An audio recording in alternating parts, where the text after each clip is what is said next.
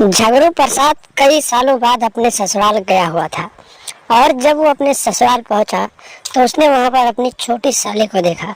और जब वो अपनी छोटी साली को देखा तो फिर उसके ऊपर मोहित हो गया और फिर कहीं ना कहीं उसके मन में एक अलग तरीके से कुछ ख्याल आने लगे। और फिर झगड़ू प्रसाद अपनी साली के कान में जाकर बोला कि तुम बहुत खूबसूरत लगते हो, तुम्हारे साथ प्यार करने का मन कर रहा है।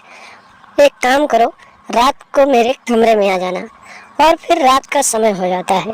रात का समय होने के बाद झगड़ू प्रसाद की साली अपने जीजा के बताए हुए रास्ते पे चलती है और फिर आधी रात को उसके कमरे में पहुंच जाती है। उसके बाद जो होता है दोस्तों, आप लोग खुद देख लीजिए।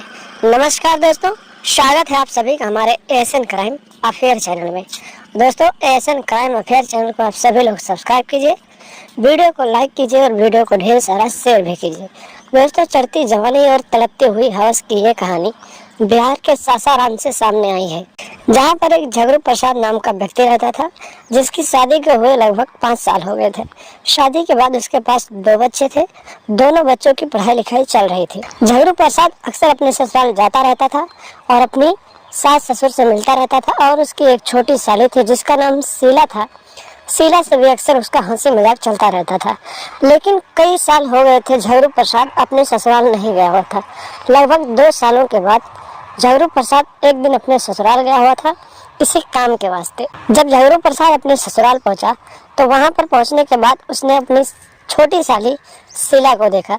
शीला को देखने के बाद झगड़ू प्रसाद के मुंह में पानी आ गया, क्योंकि शीला इतनी खूबसूरत और इतनी जवान हो चुकी थी कि उसे देखने के बाद झगड़ू प्रसाद एकदम से उसके ऊपर मोहित हो गया।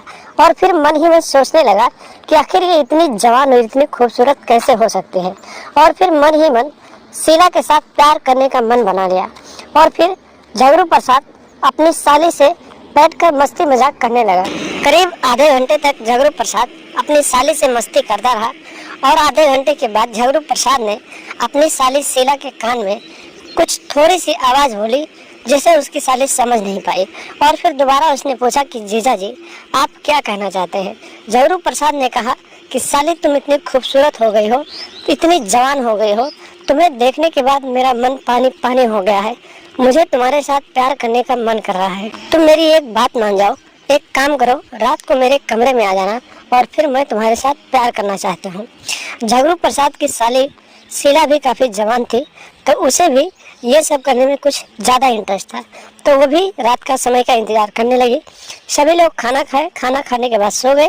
और सोने के बाद जब सब घर वाले सो गए तो झगड़ू प्रसाद की साली शीला आधी रात को उठी और अपने जीजा के कमरे में पहुंच गई।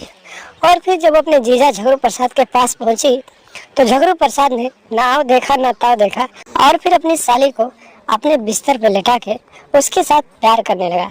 और इसके साथ इतनी जोरदार तरीके से प्यार कर रहा था कि उसकी साली जोर जोर की आहें भर रही थी और उसकी सिसकारियां बगल वाले कमरे तक जा रही थी।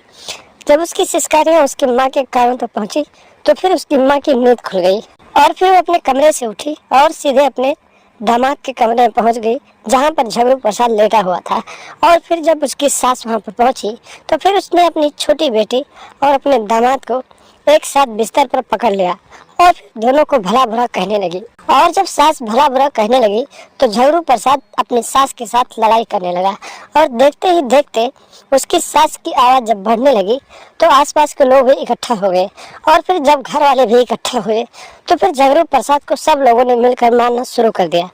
उसके बाद झगड़ू प्रसाद को उन लोगों ने इतना मारा कि मौके पर ही झगड़ू प्रसाद की मौत हो गई। तो दोस्तों, सावधान रहें, सतर्क रहें और अपने दिमाग में ऐसी मानसिकता न लाएं जिसकी वजह से आपकी परेशानी बढ़ जाए और आपकी ज़िंदगी खतरे में पड़ जाए। तो दोस्तों, लगातार साथ में हमारे बने रहें।